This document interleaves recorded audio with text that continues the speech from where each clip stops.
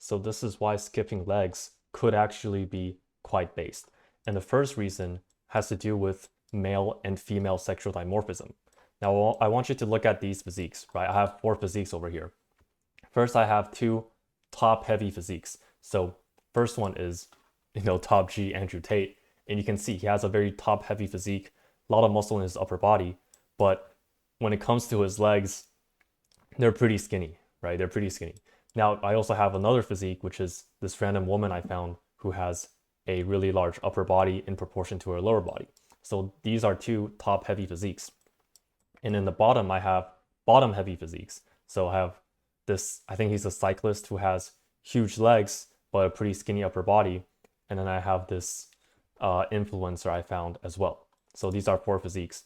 And I want to ask you, which physique do you think are the most attractive? So let's go to the male physiques, right? Of the top heavy or bottom heavy male physiques, which one would you think is more attractive in general, right, to women? The answer will have to be top G, right? Andrew Tate's physique. Even though he has super skinny legs and a big upper body, that's going to be way more attractive than super skinny upper body and big legs.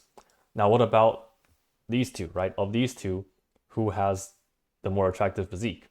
You would say it's this influencer who has big lower body, still a decent like trained upper body, but lower body dominant compared to upper body dominant.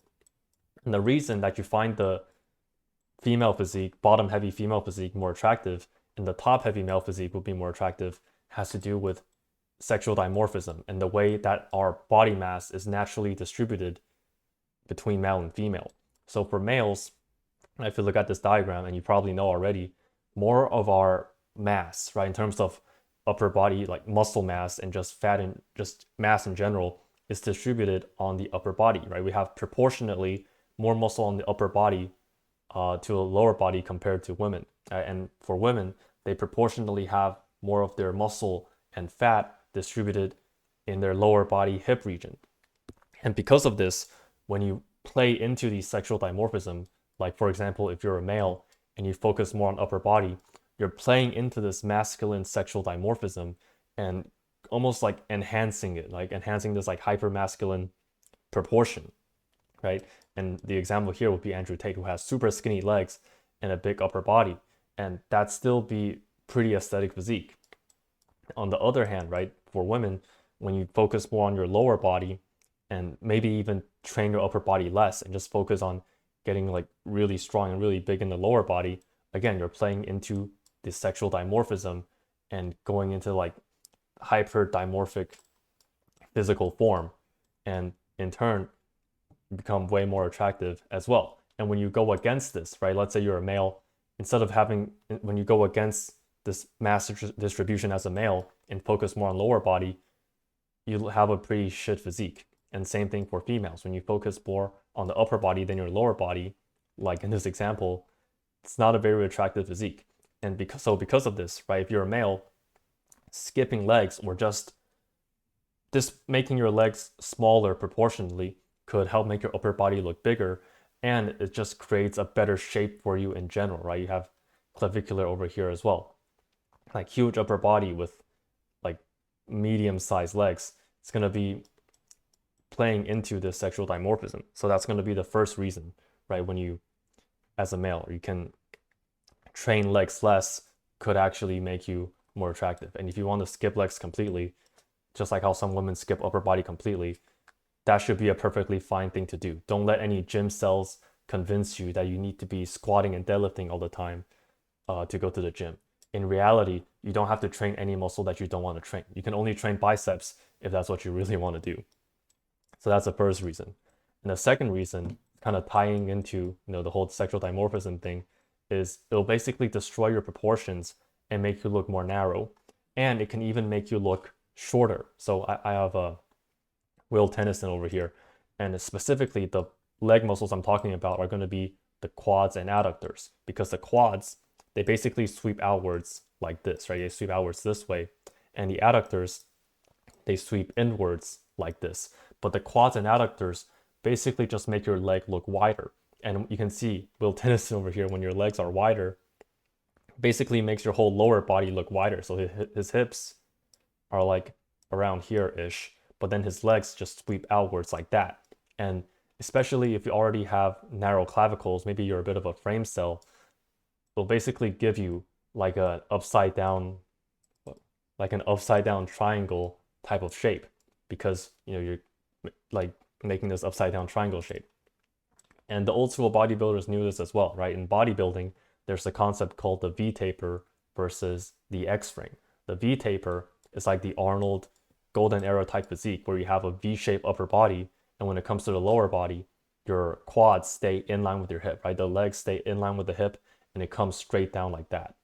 On the other hand, in modern bodybuilding, there is the X frame, where again, you have the V-shaped upper body, but when it comes to the lower body, because your quads and adductors are so huge, like you can see the difference here, right? The difference between these, your quads and adductors are so huge, you basically make your legs super wide and it creates an X shape. And maybe if you have a really wide upper body, you can get away with this X shape. But in general, right, even if you have a wide upper body, you'd be way more aesthetic if you just keep that Y shape where your legs are in line with the hip.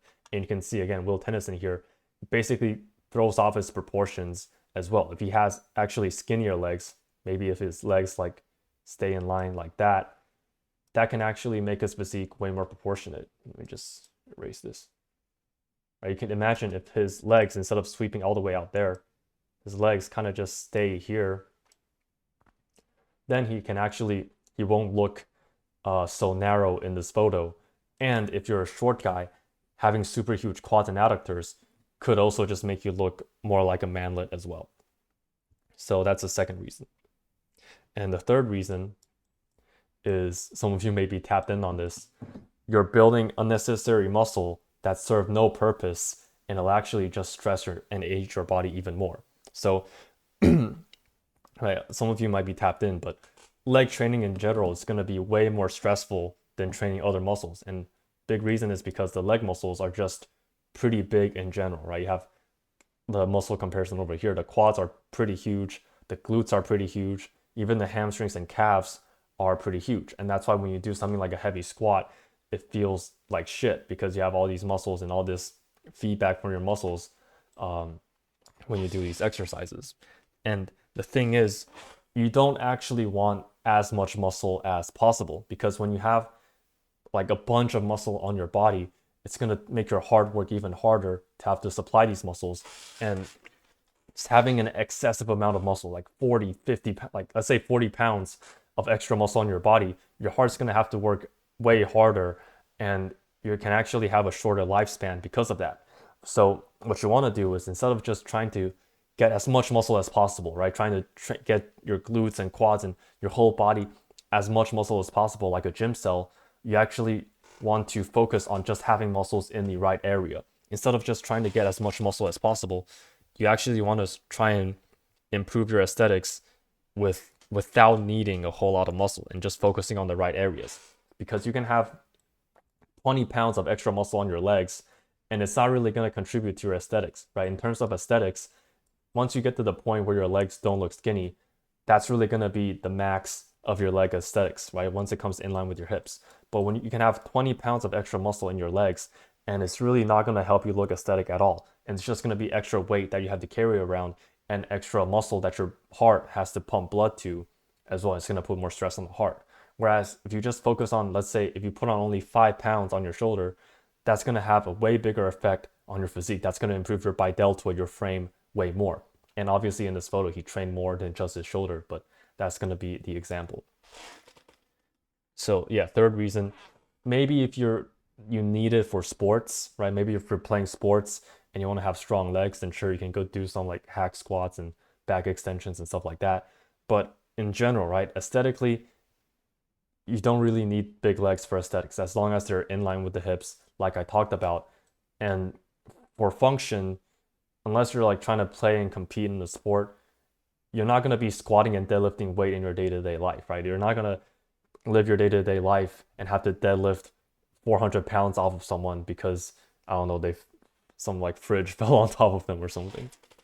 So yeah, final conclusion is, you can build your legs until it doesn't look skinny.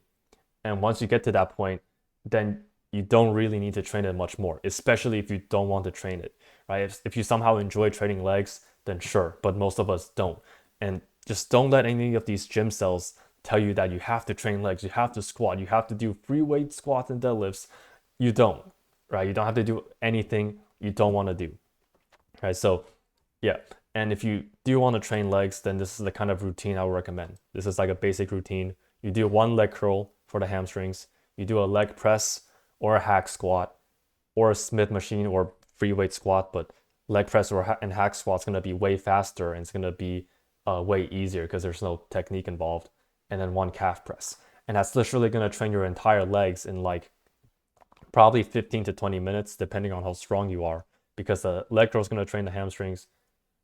Hack squat or a leg press is going to train the glutes, adductors, and quads. And the calf press, you can do the calf press on the same leg press machine as well. That's going to train the calves. And yeah, you can do 1 to 2 reps in reserve. I wouldn't recommend going to failure. And that's literally just going to be way better than any of these gym cell leg day routines as well. And I wouldn't even recommend a leg day. I recommend you just do a full body day where you have a full body workout and just put a bit of legs in the end like this. And yeah, that's what I would recommend. And if you're interested, you can check out BP Fitness, link in the description. I'm gonna put up some more content in there as well, and the private Discord community in there as well. Yeah, so you can join that if you're interested. I'll see you in the next video.